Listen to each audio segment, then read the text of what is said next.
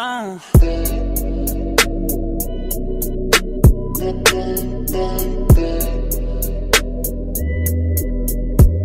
guys, so today I'm going to be showing you how I created the makeup look I did for my photo shoot. And yeah, a lot of you have been loving the pictures. I'm so glad. Thank you so much for all the love.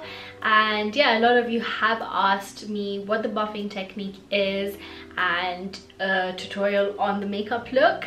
So yeah, here you go. Today I'm going to show you how I created the eye look and using buffing technique and really concentrating on skin prep and making sure your skin looks flawless after all the layers and layers and layers of makeup that I put on. But yeah, this video is specifically for photo shoot makeup, editorial makeup, if you are doing makeup for a model, for a magazine shoot, and even for brides. I think this is very helpful. Your skin still looks like skin at the end of it and it looks more flawless with the buffing technique. I hope you enjoy and keep on watching. I took buffing technique and made it my own. It took a while to get used to. You actually have to find the right translucent powder. So I will link the video below from where I learned it and how I discovered it. I spent a lot of time basically focusing on skin prep. That is the secret. You have to prep the skin really well if you want this to work. So the first thing I did is used this Versali. This is the rose gold elixir 24 karat gold infused beauty oil, and I basically first soaked up my face with this. I kid you not, oh my god, like it's the best primer I've ever used. Like, I know it says a beauty oil, but it actually soaks up makeup so nicely into the skin. So first I start off with the rose gold one. So yeah, once this soaked up, I went in with the next Versali unicorn essence. It gives you a really nice dewy base. And you think I'm crazy, but I literally used no, actually we can call the hangover primer 4 different types of primers on my face.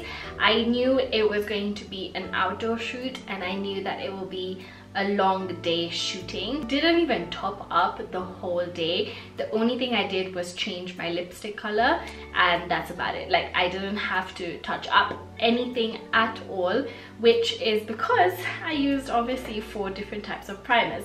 I knew I was going to work with a lot of powder products, so I didn't want to take any chances and I didn't want to have to worry about my makeup at all. Go in with the hangover primer.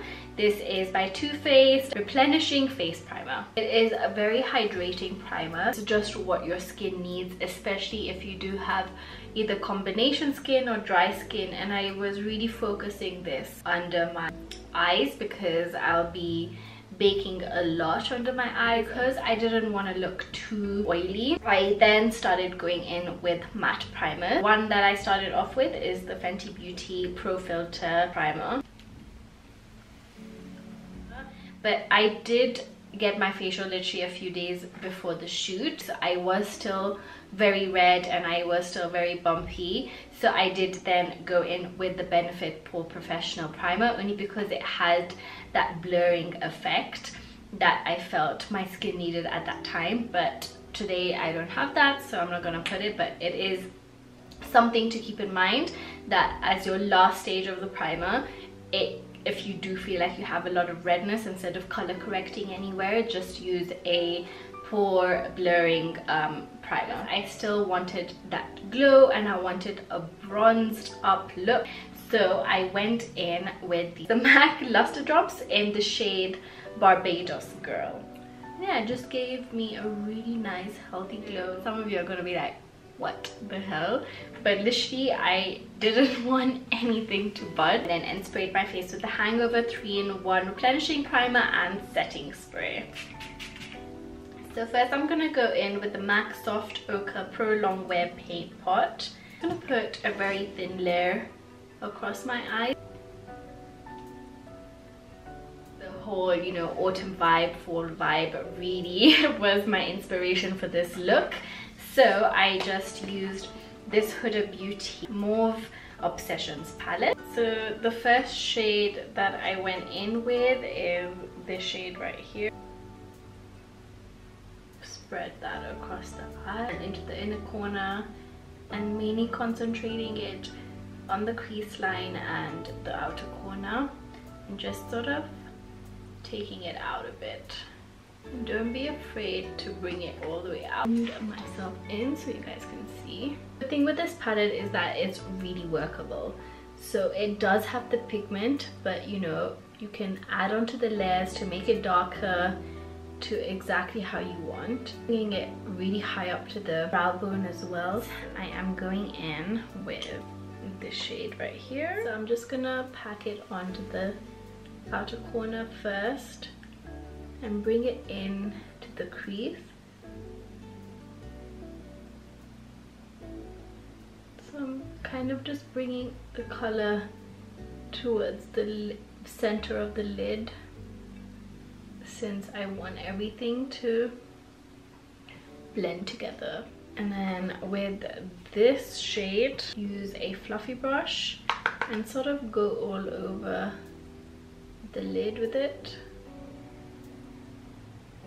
And I'm just concentrating it on the outer corner and inner corner, because that's where you will see the shade the most. Same fluffy brush, I just want to make sure I have created a really nice semi-ish wing, and then just bringing it underneath as well. So I am actually going to add some shimmer. I'm going in with this Mina cream eyeshadow. It's in the shade 313, rose gold color.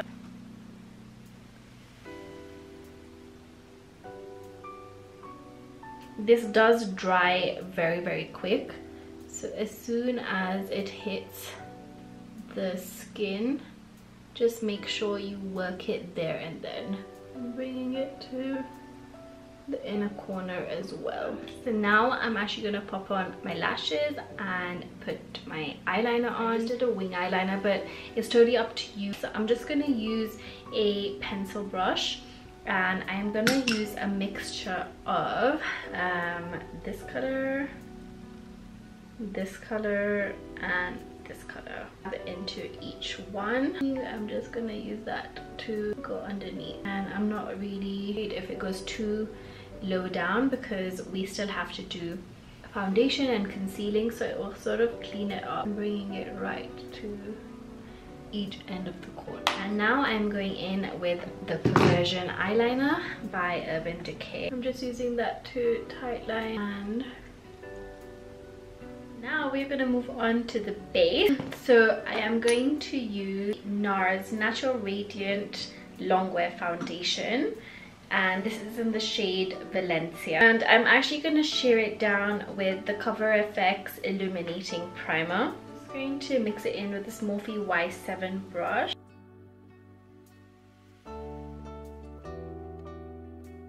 I think I'm going to jump straight into concealing the eyes. I'm gonna use the Becca Aqua Luminous Perfecting Concealer in the shades Tan and Beige. I really like this concealer because it's super light on the skin, and also it gives you the coverage and it's hydrating as well, hence the Aqua name. Tan is actually closest to my skin color and foundation color, so this is kind of going to tame the brightness. I'm going to spray my beauty blender with the Too Faced setting spray, and I'm going to use that to gently dab it into the skin. I don't want to press too hard or dab too hard, because it's just going to move the product all over the face and it's going to move the foundation, which you don't want. So just gently, if you have to go in with your fingers as well, do that. But you really want to, you know, lightly dab it in, let the beauty blender do all the work. Okay, so while we contour, I want to sort of bake the under eyes just a tiny little bit, and I'm actually going to use this Givenchy Matte Finish and Enhanced Radiance Loose Powder. I'm just going to put some on the top, and I'm actually going to use this small beauty blender to bake it under the eyes. I'm just making the powder sink into the skin.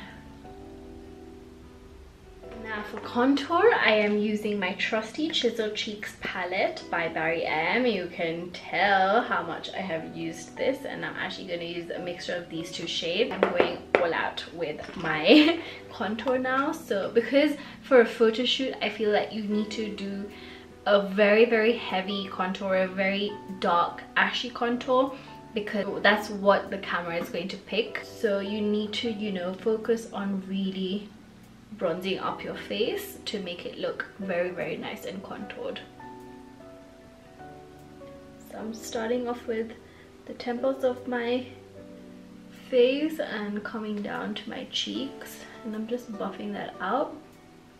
I'm really focusing literally the corners of my face to make it look really nice and contoured. And now I'm going in at the forehead, and I'm just going into the corners because I just want it to look more sculpted. And because like for the photo shoot I really wanted my jawline to show, I'm gonna be just contouring on the jawline.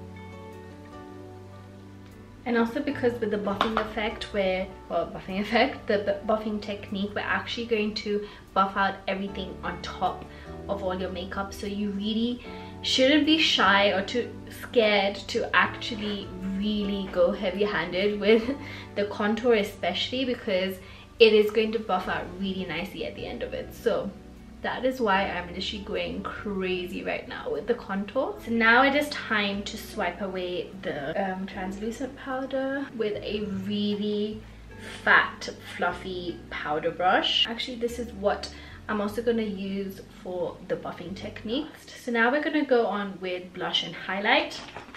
And recently my go-to palette has been the Chrissy Teigen Becca palette. I just love the selection of this palette. I'm going to use a mixture of this blush shade and this highlight shade.